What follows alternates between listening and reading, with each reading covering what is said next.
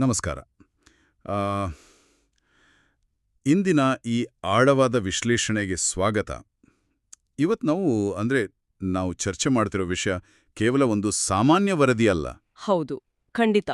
ಇದು ಒಂದ್ ರೀತಿಯಲ್ಲಿ ಮಾನವನ ಮನಃಶಾಸ್ತ್ರ ಮತ್ತು ಈ ಗ್ರಹಗತಿಗಳ ಮೇಲಿನ ನಂಬಿಕೆ ಇವೆರಡರ ನಡುವಿನ ಸೇತುವೆ ಅಂತಾನೆ ಹೇಳ್ಬೋದು. ಕರೆಕ್ಟ್. ನಮ್ಮ ಇಂದಿನ ಈ ಚರ್ಚೆಯ ಮೂಲವಸ್ತು ದಿ ತುಲಾರಾಶಿ ಪ್ರಾಸ್ಪೆರಿಟಿ ಫೋರ್ಕಾಸ್ಟ್, ಅಂದ್ರೆ ತುಲಾರಾಶಿಯ ಭವಿಷ್ಯ ಮತ್ತು ಸಮೃದ್ಧಿಯ ಮುನ್ನೋಟ.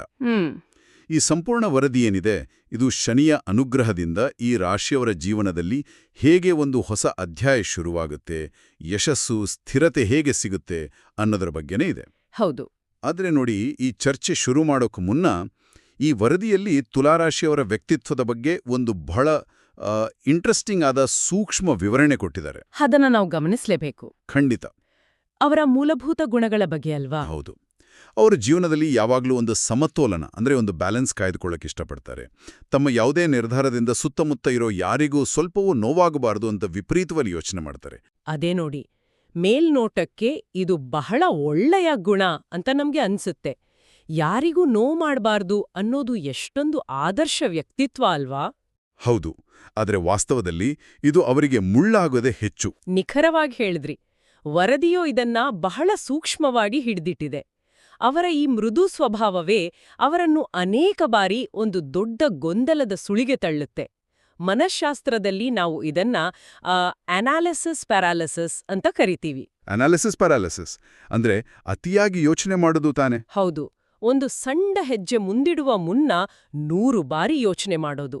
ಈಗ ಒಂದು ನಿರ್ಧಾರ ತಗೊಂಡ್ರೆ ಆ ವ್ಯಕ್ತಿಗೆ ಬೇಸರ ಆಗುತ್ತಾ, ಮನೆಯವರಿಗೆ ತೊಂದರೆ ಆಗುತ್ತಾ, ಆಫೀಸಲ್ಲಿ ಸಹೋದ್ಯೋಗಿಗಳಿಗೆ ಏನಾದ್ರೂ ಅನ್ಯಾಯ ಆಗುತ್ತಾ, ಹೀಗೆ.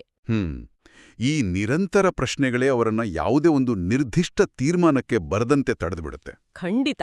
ಇದೇ ಕಾರಣಕ್ಕೆ ತುಲಾರಾಶಿಯವರ ಜೀವನದಲ್ಲಿ ಬಂದಂತಹ ಎಷ್ಟೋ ಸುವರ್ಣ ಅವಕಾಶಗಳು ಕೇವಲ ಈ ಅತಿಯಾದ ಆಲೋಚನೆಯಿಂದ, ಆ ಗೊಂದಲದಿಂದಲೇ ಕೈತಪ್ಪಿ ಹೋಗಿವೆ ಅಂತ ಈ ಭವಿಷ್ಯವಾಣಿ ಬಹಳ ಸ್ಪಷ್ಟವಾಗಿ ಹೇಳುತ್ತೆ.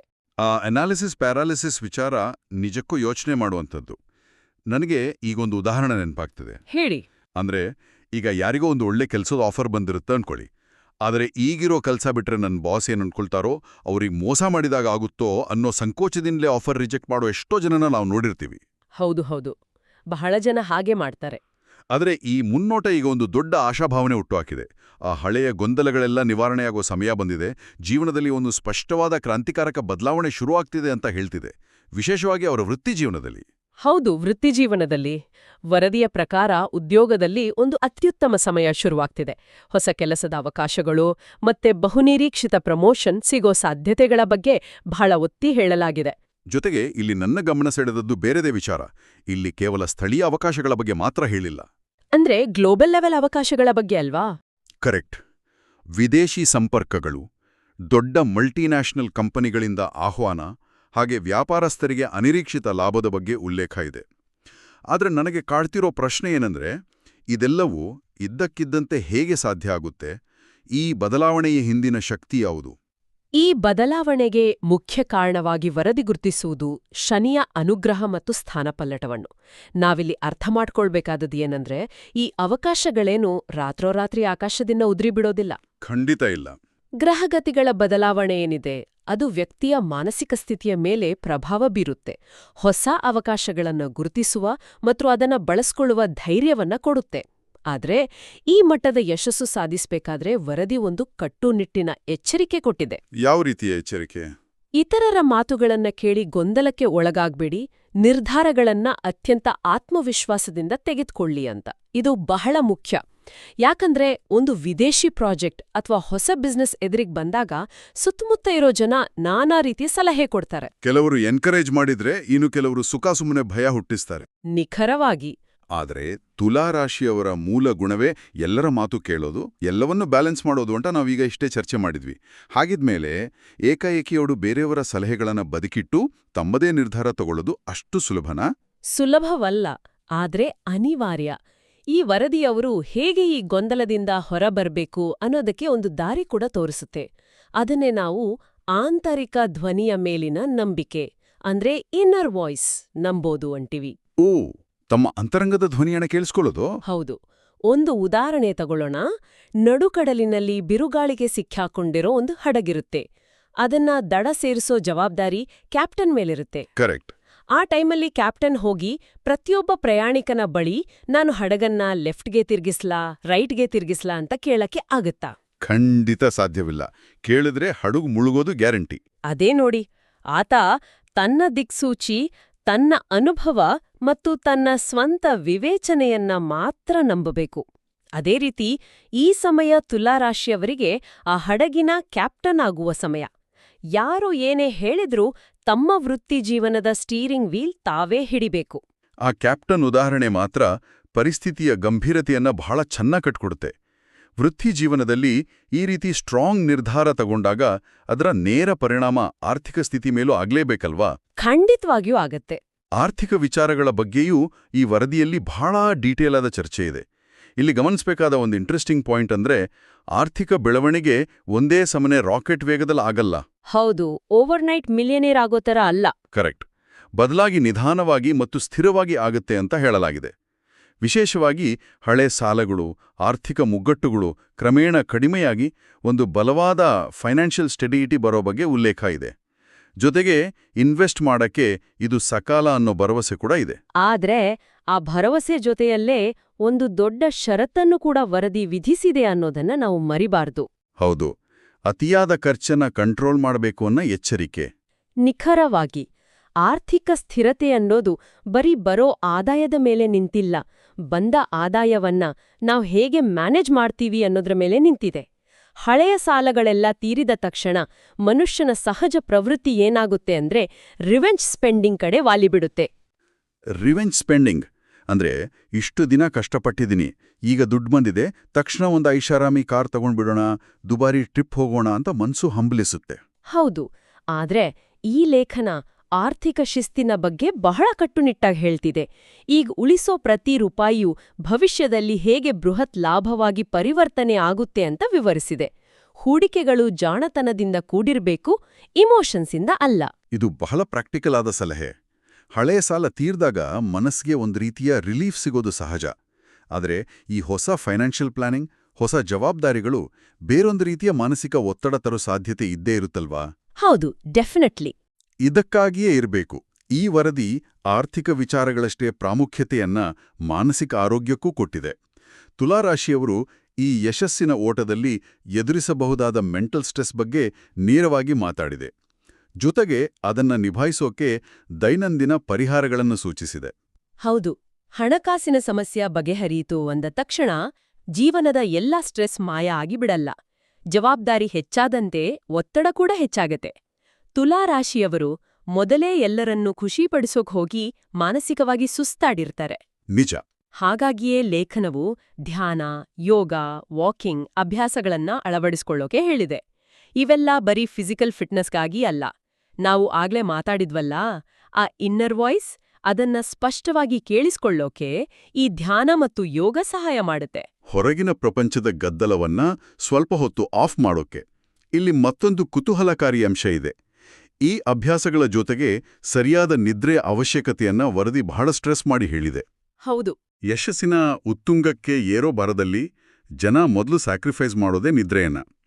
ಆದ್ರೆ ಇದರಲ್ಲಿ ನಿದ್ರೆಯನ್ನೇ ಒಂದು ಪ್ರಮುಖ ಪರಿಹಾರ ಅಂತ ಗುರುತಿಸಿರೋದು ಸ್ವಲ್ಪ ಆಶ್ಚರ್ಯನೇ. ಇದ್ರಲ್ಲಿ ಆಶ್ಚರ್ಯ ಪಡುವಂಥದ್ದು ಏನೂ ಇಲ್ಲ. ಯಾಕಂದ್ರೆ ನಿದ್ರೆ ಅನ್ನೋದು ನಮ್ಮ ಮೆದುಳಿನ ರೀಸೆಟ್ ಬಟನ್ ಇದ್ದಾಗೆ.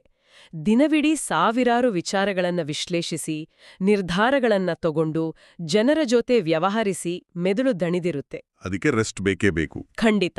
ಮರುದಿನ ಮತ್ತೆ ಅದೇ ಫ್ರೆಶ್ನೆಸ್ ಇಂದ ಕೆಲಸ ಮಾಡೋಕೆ ಡೀಪ್ ಸ್ಲೀಪ್ ಬೇಕು. ಸರಿಯಾದ ನಿದ್ರೆ ಇಲ್ಲ ಅಂದ್ರೆ ಎಷ್ಟೇ ಯೋಗ, ಧ್ಯಾನ ಮಾಡಿದ್ರೂ ಪೂರ್ಣ ಪರಿಣಾಮ ಸಿಗಲ್ಲ.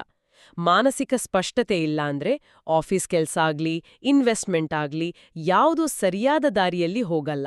100ಕ್ಕೆ 100 ಸತ್ಯ. ಈ ಮಾನಸಿಕ ಸ್ಪಷ್ಟತೆ, ಕಡಿಮೆಯಾದ ಒತ್ತಡ ಕೇವಲ ಆಫೀಸ್ ಅಥವಾ ಬ್ಯಾಂಕ್ ಬ್ಯಾಲೆನ್ಸ್ ಮೇಲೆ ಮಾತ್ರ ಪ್ರಭಾವ ಬೀರಲ್ಲ. ಇದರ ನೇರ ಮತ್ತು ಅತ್ಯಂತ ಸುಂದರವಾದ ಪರಿಣಾಮ ಆಗೋದು ನಮ್ಮ ವೈಯಕ್ತಿಕ ಸಂಬಂಧಗಳ ಮೇಲೆ. ಹೌದು. ಈ ವರದಿಯ ಮುಂದಿನ ಭಾಗ ಪ್ರೇಮ, ದಾಂಪತ್ಯ ಮತ್ತು ಕೌಟುಂಬಿಕ ಜೀವನದ ಬಗ್ಗೆನೇ ಮಾತಾಡುತ್ತೆ. ಮೂಲತಃ ತುಲಾರಾಶಿಯವರು ಪ್ರೀತಿಗೆ, ಬಾಂಧವ್ಯಕ್ಕೆ ಬಹಳ ಬೆಲೆ ಕೊಡೋರು. ಆದರೆ ವರದಿ ಹೇಳೋ ಪ್ರಕಾರ ಇತ್ತೀಚೆಗೆ ಅವರ ಸಂಬಂಧಗಳಲ್ಲಿ ಒಂದು ರೀತಿಯ ಅಂತರ, ಕಮ್ಯುನಿಕೇಷನ್ ಗ್ಯಾಪ್ ಮನೆ ಮಾಡಿತ್ತು. ಆ ಕಮ್ಯುನಿಕೇಷನ್ ಗ್ಯಾಪ್ ಯಾಕೆ ಬಂತು ಅನ್ನೋದಕ್ಕೆ ಕಾರಣ ನಾವು ಹಿಂದಿನ ಪಾಯಿಂಟ್ಸ್ನಲ್ಲೇ ನೋಡ್ಬೋದು. ಒಬ್ಬ ವ್ಯಕ್ತಿ ಆರ್ಥಿಕ ಮುಗ್ಗಟ್ಟು, ಕರಿಯರ್ ಟೆನ್ಷನ್, ಮೆಂಟಲ್ ಸ್ಟ್ರೆಸ್ನಲ್ಲಿದ್ದಾಗ ತನ್ನ ಸಂಗಾತಿ ಜೊತೆ ಕೂತು ಫ್ರೀಯಾಗಿ ಮಾತಾಡೋಕ್ಕಾಗಲ್ಲ, ಕ್ವಾಲಿಟಿ ಟೈಮ್ ಸ್ಪೆಂಡ್ ಮಾಡೋಕೆ ಸಾಧ್ಯ ಆಗಲ್ಲ. ಕೋಪ, ಕಿರಿಕಿರಿ ಜಾಸ್ತಿಯಾಗಿರುತ್ತೆ. ಹೌದು. ಆದ್ರೆ ಈಗ ವೃತ್ತಿ ಜೀವನದಲ್ಲಿ ಕ್ಲಾರಿಟಿ ಸಿಗ್ತಿದೆ, ಆರ್ಥಿಕ ಸ್ಥಿರತೆ ಬರ್ತಿದೆ ಅಂದಾಗ ಆಟೋಮ್ಯಾಟಿಕ್ ಆಗಿ ಮಾನಸಿಕ ಹೊರೆ ಕಡಿಮೆ ಆಗತ್ತೆ. ಮನಸ್ಸು ಹಗುರಾದಾಗ ರಿಲೇಶನ್ಶಿಪ್ಸ್ನ ಸರಿಪಡಿಸ್ಕೊಳ್ಳೋಕೆ ಅವ್ರಿಗೆ ಎನರ್ಜಿ ಮತ್ತೆ ಟೈಮ್ ಎರಡೂ ಸಿಗತ್ತೆ. ಲೇಖನ ಅಂತೂ ಪ್ರೇಮ ವಿಚಾರದಲ್ಲಿ ಒಂದು ದೊಡ್ಡ ಮರುಹುಟ್ಟಿನ ಬಗ್ಗೆನೇ ಮಾತಾಡ್ತಿದೆ. ಕಳೆದು ಹೋಗಿದ್ದ ಸಂವಹನ ಮತ್ತೆ ಸರಿಯಾಗೋದು, ಹೊಸ ಪ್ರೇಮದ ಆರಂಭ, ಮದುವೆ ಯೋಗ, ದಂಪತಿಗಳ ನಡುವೆ ಪ್ರೀತಿ ಜಾಸ್ತಿಯಾಗೋದು, ಇಂತಹ ಬಹಳ ಪಾಸಿಟಿವ್ ಡೆವಲಪ್ಮೆಂಟ್ಸ್ ಬಗ್ಗೆ ಚರ್ಚೆ ಇದೆ. ನಿಜ, ಇದು ಬಹಳ ಖುಷಿ ಕೊಡುವಂತಹ ವಿಚಾರ. ಅದರನ್ನೂ ಜೀವನಕ್ಕೆ ಶಾಂತಿ ತರಬಲ್ಲ ಒಬ್ಬ ವಿಶೇಷ ವ್ಯಕ್ತಿಯ ಆಗಮನದ ಬಗ್ಗೆ ಇರೋ ಸಾಲುಗಳು ಬಹಳ ಸ್ವಾರಸ್ಯಕರವಾಗಿವೆ. ಈ ವಿಶೇಷ ವ್ಯಕ್ತಿ ಅಂದ್ರೆ ಸಂಪೂರ್ಣವಾಗಿ ಯಾರೋ ಹೊಸಬರು ಲೈಫ್ಗೆ ಬರೋದಾ, ಅಥವಾ ಇರೋ ಸಂಬಂಧದಲ್ಲೇ ಒಂದು ಹೊಸ ದೃಷ್ಟಿಕೋನ ಶುರುವಾಗೋದಾ? ಇದೊಂದು ಎಕ್ಸಲೆಂಟ್ ಪ್ರಶ್ನೆ. ವರದಿಯ ಅನಾಲಿಸಿಸ್ ಪ್ರಕಾರ ಈ ವಿಶೇಷ ವ್ಯಕ್ತಿಯ ಎಂಟ್ರಿ ಎರಡು ರೀತಿಯಲ್ಲೂ ಆಗ್ಬಹುದು. ವಿವಾಹೇತರ ಯುವಕ ಯುವತಿಯರಿಗೆ ಅವರ ಒಂಟಿತನ ದೂರ ಮಾಡಿ ಸಪೋರ್ಟ್ ಆಗಿ ನಿಲ್ಲುವ ಹೊಸ ಸಂಗಾತಿಯಾಗಿರಬಹುದು. ಓಕೆ, ಮತ್ತೆ ವಿವಾಹಿತರ ವಿಚಾರಕ್ಕೆ ಬಂದ್ರೆ? ವಿವಾಹಿತರ ವಿಚಾರದಲ್ಲಿ ಆಗ್ಲೇ ಇರೋ ಸಂಬಂಧದಲ್ಲಿ ಬಹಳ ದಿನಗಳಿಂದ ಕಳೆದು ಹೋಗಿದ್ದ ಆಪ್ತತೆ ಮರಳಿ ಬಂದು ತಮ್ಮದೇ ಸಂಗಾತಿಯಲ್ಲಿ ಒಬ್ಬ ಹೊಸ ವಿಶೇಷ ವ್ಯಕ್ತಿಯನ್ನ ಕಂಡುಕೊಳ್ಳುವ ಪ್ರಾಸೆಸ್ ಕೂಡ ಆಗಿರಬಹುದು. ಒಟ್ಟಿನಲ್ಲಿ ಸಂಬಂಧಗಳಲ್ಲಿ ಒಂದು ಆಳವಾದ ಅಂಡರ್ಸ್ಟ್ಯಾಂಡಿಂಗ್ ಮೂಡುತ್ತೆ ಅನ್ನೋದು ಮುಖ್ಯ. ಬರೀ ಪ್ರೇಮ, ದಾಂಪತ್ಯ ಅಷ್ಟೇ ಅಲ್ಲ, ಇಡೀ ಕುಟುಂಬದ ವಾತಾವರಣ ಹಸನಾಗೋ ಬಗ್ಗೆ ವರದಿ ಭರವಸೆ ನೀಡಿದೆ. ಮನೆಯಲ್ಲಿದ್ದ ಆತಂಕ ದೂರಾಗೋದು, ಹಿರಿಯರ ಆಶೀರ್ವಾದ, ಶುಭ ಕಾರ್ಯಗಳು ನಡೆಯೋ ಸಾಧ್ಯತೆಗಳ ಬಗ್ಗೆ ಹೇಳಲಾಗಿದೆ. ಅಷ್ಟೇ ಅಲ್ಲ, ಹೊಸ ಮನೆ ಕಟ್ಟೋದು, ಫ್ಲ್ಯಾಟ್ ಖರೀದಿಸೋದು, ಹೊಸ ವಾಹನ ಖರೀದಿಸೋ ಯೋಗ ಇದೆ ಅಂತನೂ ಹೇಳಿದೆ. ಹೌದು. ಇವೆಲ್ಲ ಮೇಲ್ನೋಟಕ್ಕೆ ಬರೀ ಭೌತಿಕ ವಸ್ತುಗಳ ತರ ಕಾಣ್ತವೆ.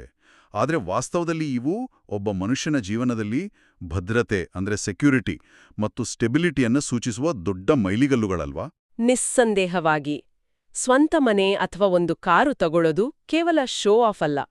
ಅದು ಎಷ್ಟೋ ವರ್ಷಗಳ ಕಠಿಣ ಶ್ರಮದ ಫಲ. ಹಾಗೆ ಫ್ಯೂಚರ್ ಸೆಕ್ಯೂರಿಟಿಯ ಸಿಂಬಲ್. ಕರಿಯರ್ನಲ್ಲಿ ಯಶಸ್ಸು, ಫೈನಾನ್ಷಿಯಲ್ ಸ್ಟೆಬಿಲಿಟಿ, ಹೆಲ್ತ್, ಫ್ಯಾಮಿಲಿ ನೆಮ್ಮದಿ ಇವೆಲ್ಲ ಒಂದಕ್ಕೊಂದು ಲಿಂಕ್ ಆಗಿರೋ ಚೈನ್ ಇದ್ಹಾಗೆ. ಒಂದು ಲಿಂಕ್ ಸರಿಯಾದ್ರೆ ಸಾಕು, ಉಳಿದವೆಲ್ಲ ತಾನಾಗಿಯೇ ಸರಿಯಾಗುತ್ತಾ ಬರುತ್ತೆ. ಎಕ್ಸಾಕ್ಟ್ಲಿ. ಇದನ್ನೇ ಶನಿಯ ಅನುಗ್ರಹ ತರುವ ಸಮಗ್ರ ಅಭಿವೃದ್ಧಿ ಅಂತ ವರದಿ ಬಣ್ಣಿಸಿದೆ. ಇಷ್ಟೆಲ್ಲ ಪಾಸಿಟಿವ್ ಬದಲಾವಣೆಗಳಾಗ್ತಿರುವಾಗ ಈ ಉಳಿತನ್ನ ಹಾಗೇ ಮೇಂಟೈನ್ ಮಾಡೋಕೆ, ಗ್ರಹಗಳ ಅನುಗ್ರಹ ಇನ್ನಷ್ಟು ಹೆಚ್ಚಿಸ್ಕೊಳ್ಳೋಕೆ ವರದಿ ಕೆಲವು ನಿರ್ದಿಷ್ಟ ಪರಿಹಾರಗಳನ್ನು ಕೂಡ ಸೂಚಿಸಿದೆ. ಹೌದು, ರೆಮಿಡೀಸ್ ಬಗ್ಗೆ. ವಿಶೇಷವಾಗಿ ಶನಿವಾರ ಮಾಡಬೇಕಾದ 3 ಪ್ರಮುಖ ಆಚರಣೆಗಳನ್ನು ಉಲ್ಲೇಖಿಸಿದೆ. ಮೊದಲನೇದು ಕಪ್ಪು ಉದ್ದಿನ ಬೇಳೆ ದಾನ ಮಾಡೋದು, ಎರಡನೇದು ಶನಿ ಮಂತ್ರ ಜಪ ಮಾಡೋದು, ಮತ್ತು ಮೂರನೇದು ಹಾಗೂ ಅತ್ಯಂತ ಪ್ರಮುಖವಾದದ್ದು ಬಡವರಿಗೆ ಅಥವಾ ನಿರ್ಗತಿಕರಿಗೆ ಆಹಾರ ನೀಡೋದು. ಭವಿಷ್ಯವಾಣಿಗಳಿಗೆ ಈ ಥರ ಪರಿಹಾರ ಸೂಚಿಸೋದು ಕಾಮನ್. ಆದರೆ ಈ ಸಕ್ಸಸ್ ಟ್ರ್ಯಾಕ್ನಲ್ಲಿರೋ ತುಲಾರಾಶಿಯವ್ರಿಗೆ ಈ ಪರಿಹಾರಗಳ ಹಿಂದಿರೋ ನೈಜ ತರ್ಕ ಏನಾಗಿರ್ಬೋದು ಅಂತ ನಿಮ್ಗನ್ಸುತ್ತೆ? ಇದು ಕೇವಲ ಧಾರ್ಮಿಕ ಆಚರಣೆನಾ ಅಥವಾ ಇದರ ಹಿಂದೆ ಬೇರೆ ಏನಾದರೂ ಅರ್ಥ ಇದೆಯಾ? ಇದನ್ನ ಬರೀ ಧಾರ್ಮಿಕ ಆಚರಣೆ ಅಂತ ನಾವು ತಳ್ಳಿ ಹಾಕುವಂತಿಲ್ಲ. ಇದರ ಹಿಂದಿರೋ ಸೈಕಾಲಜಿಕಲ್ ಆಯಾಮಗಳನ್ನ ನಾವು ಸೂಕ್ಷ್ಮವಾಗಿ ಗಮನಿಸಬೇಕು. ಯಾವುದೇ ಮನುಷ್ಯನಿಗೆ ಕಂಟಿನ್ಯೂಯಸ್ ಕಷ್ಟಗಳ ನಂತರ ಒಮ್ಮೆಲೆ ಯಶಸ್ಸು, ದುಡ್ಡು, ಪವರ್ ಬಂದಾಗ ಆತನಿಗೆ ಗೊತ್ತಿಲ್ಲದ ಹಾಗೆ ಅಹಂಕಾರ ಬೆಳೆಯುವ ಅಪಾಯ ಇರುತ್ತೆ. ನಾನೇ ಗ್ರೇಟ್, ನಾನೇ ಸರ್ವಶ್ರೇಷ್ಠ ಅನ್ನೋ ಫೀಲಿಂಗ್ ಬರೋ ಚಾನ್ಸ್ ಇರುತ್ತೆ. ಹೌದು. ಇಂಥ ಟೈಮಲ್ಲಿ ದಾನ ಮಾಡೋದು, ವಿಶೇಷವಾಗಿ ಹಸಿವಿನಿಂದಿರೋ ಬಡವರಿಗೆ ಊಟ ಹಾಕೋದಿದೆಯಲ್ಲ, ಅದು ವ್ಯಕ್ತಿಯಲ್ಲಿ ವಿನಯವನ್ನ ಉಳಿಸ್ಕೊಳ್ಳೋಕೆ ಸಹಾಯ ಮಾಡುತ್ತೆ. ನಾವು ಎಷ್ಟೇ ಎತ್ತರಕ್ಕೆ ಬೆಳೆದ್ರೂ ಸಮಾಜದಲ್ಲಿ ಕಷ್ಟಪಡೋರು ಇನ್ನೂ ಇದಾರೆ ಅನ್ನೋ ರಿಯಾಲಿಟಿ ಚೆಕ್ ಕೊಡುತ್ತೆ. ಅಂದ್ರೆ ಅವರ ಕಾಲುಗಳು ನೆಲದ ಮೇಲೆಯೇ ಇರೋ ಹಾಗೆ ಮಾಡುತ್ತೆ. ಕರೆಕ್ಟ್. ಇದೊಂದು ಅತ್ಯದ್ಭುತವಾದ ಗ್ರೌಂಡಿಂಗ್ ಫೋರ್ಸ್ ಆಗಿ ಕೆಲಸ ಮಾಡುತ್ತೆ. ಇನ್ನೊಬ್ಬರ ಹಸಿವು ನೀಗಿಸಿದಾಗ ಸಿಗೋ ಮಾನಸಿಕ ತೃಪ್ತಿ ಇದೆಯಲ್ಲ, ಅದು ಸಕ್ಸಸ್ ಇಂದ ಬರೋ ಯಾವುದೇ ಮೆಟೀರಿಯಲ್ ಸಂತೋಷಕ್ಕಿಂತ ಬಹಳ ದೊಡ್ಡದು. ನೀವು ಹೇಳಿದ ಆ ಗ್ರೌಂಡಿಂಗ್ ಫೋರ್ಸ್ ಅನ್ನೋ ವಿಚಾರ ನಿಜಕ್ಕೂ ಅದ್ಭುತವಾಗಿದೆ.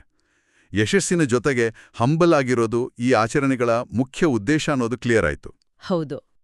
ಲೇಖನದ ಕೊನೆಯ ಭಾಗದಲ್ಲಿ ಇಡೀ ವರದಿಯ ಸಾರವನ್ನ ಒಂದು ಭರವಸೆಯ ಸಂದೇಶವಾಗಿ ಕೊಟ್ಟಿದ್ದಾರೆ. ತುಲಾರಾಶಿಯವರೇ, ನಿಮ್ಮ ಜೀವನದಲ್ಲಿ ಬೆಳಕು ಕಾಣುವ ಸಮಯ ಆರಂಭವಾಗಿದೆ. ಇಲ್ಲಿಯವರೆಗೆ ನೀವು ಎದುರಿಸಿದ ಕಷ್ಟ, ಅವಮಾನ, ಹಿನ್ನಡೆಗಳೆಲ್ಲ ಈಗ ದೊಡ್ಡ ಪ್ರತಿಫಲವಾಗಿ ಬದಲಾಗಲಿವೆ. ನಿಮ್ಮ ಅಪಾರವಾದ ಸಹನೆಗೆ ಜಯ ಸಿಗುವ ಸಮಯ ಇದಾಗಿದೆ ಅಂತ.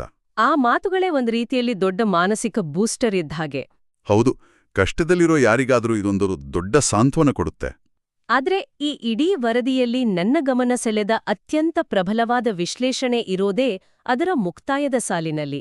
ಲೇಖನ ಸ್ಪಷ್ಟವಾಗಿ ಒಂದು ಮಾತು ಹೇಳುತ್ತೆ: ಗ್ರಹಗಳು ನಮ್ಮ ಜೀವನದಲ್ಲಿ ಅವಕಾಶಗಳ ಬಾಗಿಲನ್ನ ಮಾತ್ರ ತೆರೀತವೆ. ಆದ್ರೆ ಆ ಬಾಗಿಲನ್ನ ದಾಟಿ ಒಳಹೋಗಿ ಅವಕಾಶ ಬಳಸ್ಕೊಳ್ಳೋದು ನಮ್ ಕೈಯಲ್ಲಿದೆ. ಎಕ್ಸಾಕ್ಟ್ಲಿ. ಈ ವಾಕ್ಯವನ್ನ ನಾವು ಮತ್ತೆ ಮತ್ತೆ ವಿಶ್ಲೇಷಿಸಬೇಕು. ಜ್ಯೋತಿಷ್ಯ ಅಥವಾ ಭವಿಷ್ಯವಾಣಿ ಕೇವಲ ಒಂದು ವೇದಿಕೆಯನ್ನ ಸೃಷ್ಟಿಸ್ಕೊಡ್ಬೋದು. ನಿಮ್ಮ ಟೈಮೀಗ ಚೆನ್ನಾಗಿದೆ ಅಂತ ಹೇಳ್ಬೋದು. ಆದ್ರೆ ಆ ಸ್ಟೇಜ್ ಮೇಲೆ ನಿಂತು ಪರ್ಫಾರ್ಮ್ ಮಾಡ್ಬೇಕಾದವರು ನಾವೇ ಹೊರತು ಗ್ರಹಗಳಲ್ಲ. ಟೈಮ್ ಚೆನ್ನಾಗಿದೆ, ಗ್ರಹಗಳು ಒಲಿದಿವೆ ಅಂತ ಕೈಕಟ್ಟಿ ಕೂತ್ರೆ ಯಶಸ್ಸು ಮನೆಬಾಗಿಲಿಗೆ ಬರಲ್ಲ.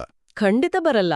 ವ್ಯಕ್ತಿಯ ಸ್ವಂತ ನಂಬಿಕೆ, ನಿರಂತರವಾದ ಕಠಿಣ ಶ್ರಮ ಮತ್ತೆ ಸರಿಯಾದ ಟೈಮಲ್ಲಿ ಯಾವುದೇ ಗೊಂದಲ ಇಲ್ದೆ ತಗೊಳ್ಳೋ ದಿಟ್ಟ ನಿರ್ಧಾರಗಳು ಮಾತ್ರ ಆಕಾಶದಲ್ಲಿರೋ ಗ್ರಹಗಳ ಆಶೀರ್ವಾದವನ್ನ ಭೂಮಿಯ ಮೇಲಿನ ಸಾಧನೆಯನ್ನಾಗಿ ಕನ್ವರ್ಟ್ ಮಾಡಕ್ ಸಾಧ್ಯ.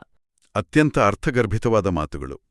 ಇಂದಿನ ಈ ಚರ್ಚೆಯನ್ನ ಒಗ್ಗೂಡಿಸಿ ಹೇಳೋದಾದ್ರೆ, ಈ ವರದಿ ಒಂದು ಹೊಸ ಬದಲಾವಣೆಯ ಮುನ್ಸೂಚನೆ ಕೊಟ್ಟಿದೆ. ಅತಿಯಾಗಿ ಯೋಚನಿಸೋದನ್ನ ಬಿಟ್ಟು ಕಾನ್ಫಿಡೆಂಟ್ ಆಗಿ ಹೆಜ್ಜೆ ಇಟ್ರೆ ವೃತ್ತಿಜೀವನದಲ್ಲಿ ಅಚ್ಚರಿಯ ಯಶಸ್ಸು, ಫಿನಾನ್ಷಿಯಲ್ ಸ್ಟೆಬಿಲಿಟಿ, ಮೆಂಟಲ್ ಪೀಸ್ ಮತ್ತೆ ರಿಲೇಷನ್ಶಿಪ್ಸ್ನಲ್ಲಿ ಮರುಹುಟ್ಟು ಖಂಡಿತ. ಇದೆಲ್ಲದಕ್ಕೂ ಮಿಗಿಲಾಗಿ ನಮ್ಮ ಸ್ವಂತ ಶ್ರಮವೇ ಅಂತಿಮ ನಿರ್ಣಾಯಕ. 100ಕ್ಕೆ 100 ನಿಜ. ನಮ್ಮ ಈ ಆಳವಾದ ವಿಶ್ಲೇಷಣೆಯನ್ನ ಮುಕ್ತಾಯಗೊಳಿಸುವ ಮುನ್ನ ಕೇಳುಗರಿಗೆ ಒಂದು ಆಳವಾದ ವಿಚಾರವನ್ನ ಬಿಟ್ಟೋಗ್ಲು ಬಯಸ್ತೀನಿ. ಇಂದಿನ ಈ ಚರ್ಚೆಯನ್ನ ಗಮನಿಸಿದಾಗ ಕಾಡುವ ಒಂದು ದೊಡ್ಡ ಪ್ರಶ್ನೆ ಇದು: ಜ್ಯೋತಿಷ್ಯ ಅಥವಾ ಈ ರೀತಿಯ ಭವಿಷ್ಯವಾಣಿಗಳು ನಿಜಕ್ಕೂ ಭವಿಷ್ಯದಲ್ಲಿ ನಡೆಯುವ ಘಟನೆಗಳ ಒಂದು ನಿಖರವಾದ ಮ್ಯಾಪ್ ಅನ್ನ ನೀಡುತ್ತಾ? ಅಥವಾ ನನ್ನ ಟೈಮ್ ಈಗ ಬದಲಾಡಿದೆ, ಇನ್ಮುಂದೆ ನನಗೆಲ್ಲವೂ ಒಳ್ಳೆಯದಾಗುತ್ತೆ ಅನ್ನೋ ಆ ಭವಿಷ್ಯವಾಣಿಯ ಮೇಲಿನ ನಂಬಿಕೆಯೇ ನಮ್ಮೊಳಗಿನ ಸುಪ್ತವಾದ ಆತ್ಮವಿಶ್ವಾಸವನ್ನ ಬಡಿದೆಬ್ಬಿಸಿ ನಾವೇ ಸ್ವತಃ ಸರಿಯಾದ ನಿರ್ಧಾರಗಳನ್ನ ತಗೊಳ್ಳೋಂತೆ ಪ್ರೇರೇಪಿಸುವ ಒಂದು ಸೈಕಲಾಜಿಕಲ್ ಟೂಲ್ ಆಗಿ ಕೆಲಸ ಮಾಡುತ್ತಾ? ಇದೊಂದು ಬಹಳ ಇಂಟ್ರೆಸ್ಟಿಂಗ್ ಆದ ಪರ್ಸ್ಪೆಕ್ಟಿವ್. ಹೌದು. ಯಶಸ್ಸು ಗ್ರಹಗಳ ಚಲನೆಯಿಂದ ತಾನಾಗಿಯೇ ಹುಡುಕಿಕೊಂಡು ಬರುತ್ತಾ, ಅಥವಾ ಆ ಭವಿಷ್ಯ ನೀಡಿದ ಭರವಸೆಯಿಂದ ಹುಟ್ಟುವ ನಮ್ಮದೇ ಆಕ್ಷನ್ಸಿಂದ ನಾವು ಆ ಯಶಸ್ಸನ್ನ ಸೃಷ್ಟಿಸುತ್ತೀವಾ?